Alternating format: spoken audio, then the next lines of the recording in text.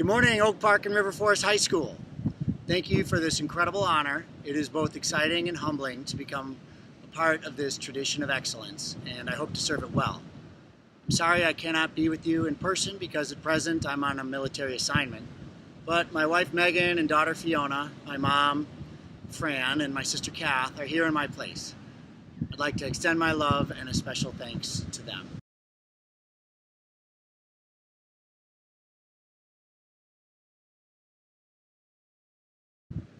I graduated from OPRF in 1985, and now, 33 years later, I've been invited back, and the two questions I would like to address are, one, what did I do with what Oak Park and River Forest High School gave me? And two, what have I learned? So, number one, what did I do? After high school, I went to college, and then medical school, and then specialized as a general surgeon, and subspecialized in something called complex surgical oncology, which is cancer surgery. All that amounted to an extra 16 years of education and training. But the other half of that time I spent with the U.S. Navy, traveling around the world, supporting our troops wherever they were.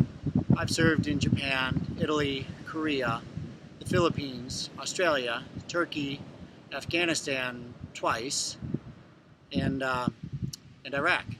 I've served in the U.S., treating everything from appendicitis to gunshot wounds to many different types of cancer. I've been on an aircraft carrier in the Coral Sea that was so tossed about by a typhoon, it was like a toy boat. I've flown in too many helicopters to remember, sometimes even flying them myself. But most importantly, I've been part of combat surgical teams in field hospitals, tending to our troops in their hour of absolute greatest need. Inside those field tents, I've been part of some tremendous rescues, but there have also been times when there was nothing we could do to pull the patients back from the brink. But even that as well is a form of privilege, knowing that at least you were there for them, far from home in a foreign land, and that you and your team gave their survival every possible effort. So on to number two, what did I learn? The first thing I learned is that don't let the fact that your goals are difficult to achieve keep you from pursuing them. In that regard, the 4 years of hard work at OPRFHS, those pay tremendous dividends. If you completely invest yourself into this school, it will set the stage for the rest of your life. Well begun is half done, as they say. I would also encourage all of you to consider any form of public service. And also, I've learned a thing or two throughout all of this about life and death. And I can say the following with absolute certainty. Number one, that life is meaningful. And number two, that life is a gift. And number three, this meaningful gift does not last forever. And for me, putting those three things together, the practical take-home message points are to treat your life and others' lives with respect, love, and gratitude.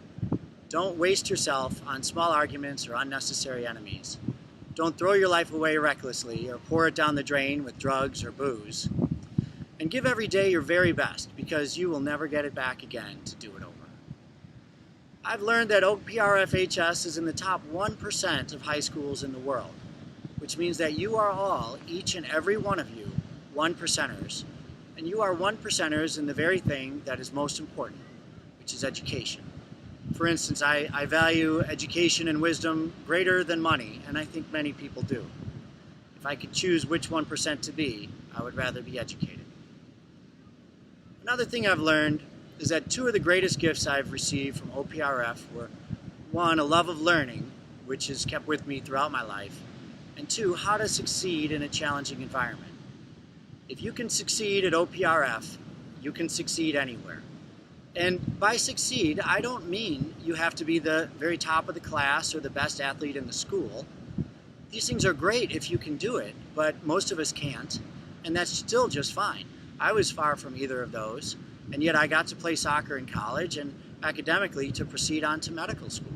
Just be your best. You learn to do that here at Oak Park, and then keep being your best for as long as you live. The staff, the teachers, the community here at OPRFHS, they want you to succeed, and they will help you all that they can. The rest will be up to you. So now, In closing, I ask two questions of you. Number one, what are you going to do with what OPRFHS has to offer? And number two, what great things over the course of your lives are you going to learn? Thank you again for this magnificent opportunity. I cherish it and wish you the very best. If you like, please write me out there. Let me know how things are going. Go Huskies!